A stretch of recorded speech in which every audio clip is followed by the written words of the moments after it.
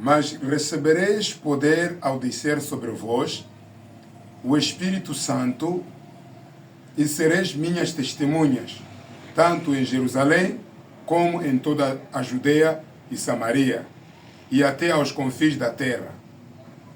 Atos capítulos 1, versos 8 até 9. Dita estas palavras, foi Jesus elevado às alturas à vista deles, e uma nuvem o encobriu dos seus olhos. E estando eles com os olhos fitos no céu, enquanto Jesus subia, eis que 2 varões vestidos de branco se puseram ao lado deles. E lhe disseram: varões galileus, por que estáis olhando para as alturas? Esse Jesus que dentre vós foi assunto ao céu, virá do modo como o visteis subir. Então, o livro de Atos, capítulos 1, versos 8 até 9. Primeiro, Jesus aqui faz uma promessa aos discípulos, que poderiam receber o poder do Espírito Santo para que também fossem testemunhas dele. Quando se fala de testemunhas, nós já sabemos muito bem que no Antigo Testamento considerava-se testemunha fiel quando fossem 2 testemunhas. O Moisés instruído por Deus, instruiu aos israelitas que se acontecesse uma coisa, ou um problema, ou uma situação no bairro, ou talvez entre os israelitas, alguém fosse acusado por um pecado, era preciso que existissem 2 testemunhas.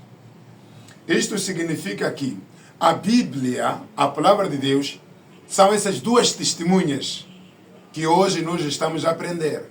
E Jesus disse: serão minhas testemunhas. E existe um paralelo entre a nossa vida espiritual e as Sagradas Escrituras. Existe o Antigo Testamento e o Novo Testamento. Esses 2 testamentos fazem o testemunho que nós temos que pregar. Assim como um cristão, um missionário, um evangelista, tem que apresentar esses 2 testemunhos, que são as principais características de um cristão. Primeiro, tem que ser alguém que se sujeita a Deus, obedecendo os seus mandamentos. Segundo, levar a mesma mensagem para revelar aos outros esse Deus de amor. Então, por esta razão, nós estamos aqui a aprender, nesta pequena meditação, que nós, como seres humanos, que buscamos a Cristo todos os dias, precisamos ter 2 testemunhas, pregadores, e pormos em prática aquilo que nós pregamos. Nós, como missionários e pessoas que reconhecem que Jesus voltará em breve, nós temos certeza. A nossa certeza é a fé que nós temos em Jesus e nas Sagradas Escrituras. Qual é a missão do jovem agora? O jovem tem o dever de levar esta mesma mensagem que salva para todos os povos, para que as pessoas tenham consciência de que há um Deus vivo. Para uma nação mudar, uma nação viver paz e segurança, precisa que Jesus Cristo dirija a consciência dos seres humanos dessa nação, ou das pessoas dessa nação. No livro de Mateus, capítulos 28, Mateus capítulos 28, mas antes, deixa-me tomar a leitura no livro de Romanos, quando o apóstolo Paulo escreveu uma carta aos Romanos, ele disse que era importante que pregasse o Evangelho de Cristo para todas as nações.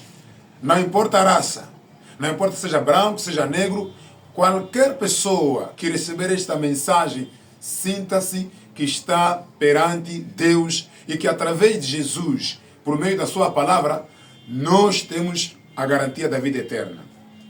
Romanos capítulos 1, versos 16, diz assim: pois não me envergonho do Evangelho, porque é o poder de Deus para a salvação de todo aquele que crê, primeiro do judeu e também do grego, visto que a justiça de Deus se revela no Evangelho de fé em fé, como está escrito: o justo viverá por meio da fé. Então, é importante que nós possamos levar esta mensagem, a pregação do Evangelho, com muita seriedade. Temos que ser sérios na pregação do Evangelho.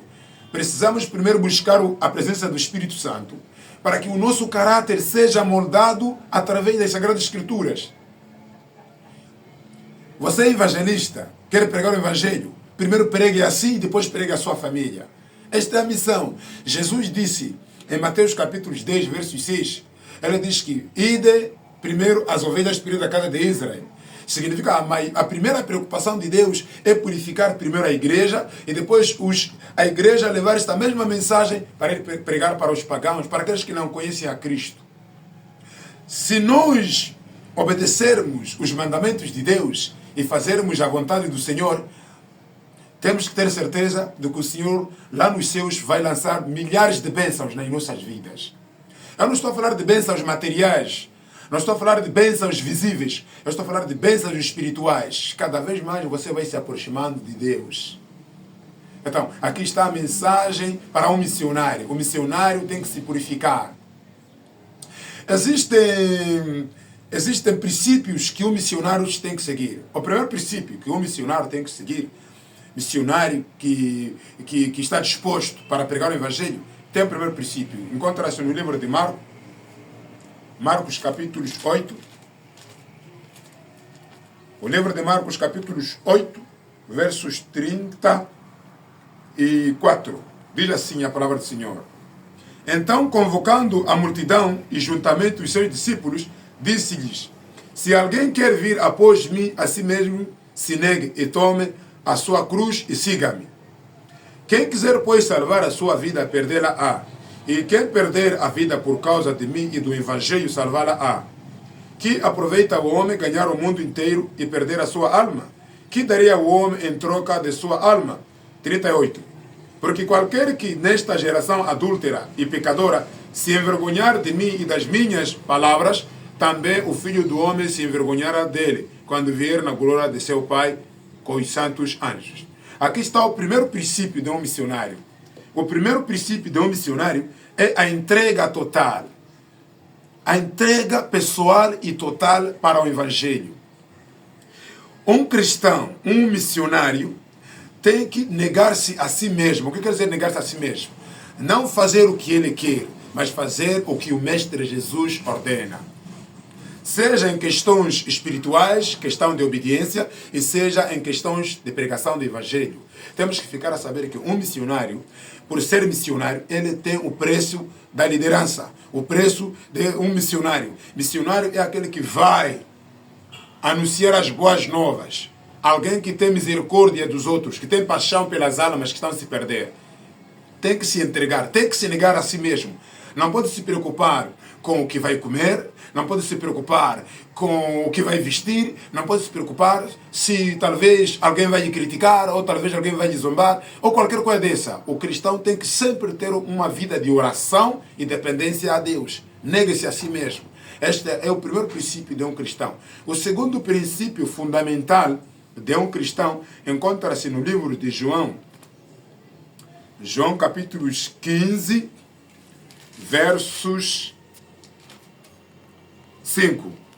Eu sou a videira, vós os ramos. Quem permanece em mim e eu nele, esse dá muito fruto, porque sem mim nada podeis fazer.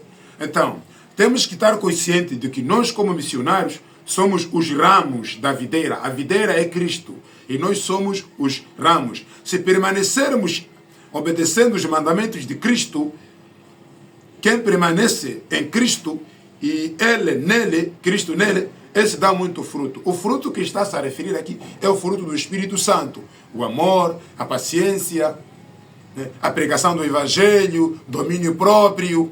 Estes são os frutos do Espírito Santo. Quem permanecer em Cristo e Cristo nele, esse pode dar bons frutos. Então, o segundo princípio fundamental, que eu poderia ter na lista pôr como primeiro princípio, ou ponho como primeiro princípio, é estar permanente ligado com Cristo Jesus.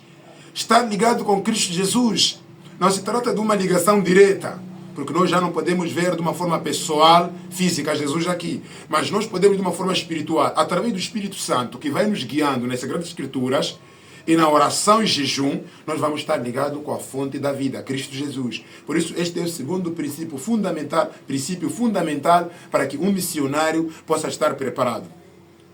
O apóstolo Paulo, quando escrevia uma das cartas, ele dizia o seguinte, quando escreveu a carta para os Efésios, Efésios capítulo 6, versos 10 até 12, ele dizia que nós temos uma batalha. Ele disse que nós temos uma batalha. E essa batalha não é contra seres humanos, É uma batalha espiritual que consiste em poderes das trevas. Satanás e seus demônios estão em guerra contra a nossa alma.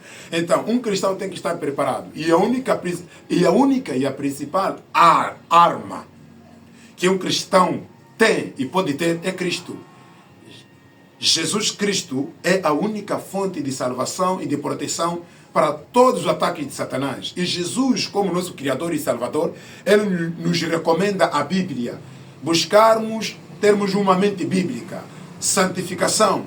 Mesmo aqui em Moçambique, onde nós estamos a viver, os maiores problemas do nosso país consistem em não obedecer os mandamentos de Deus.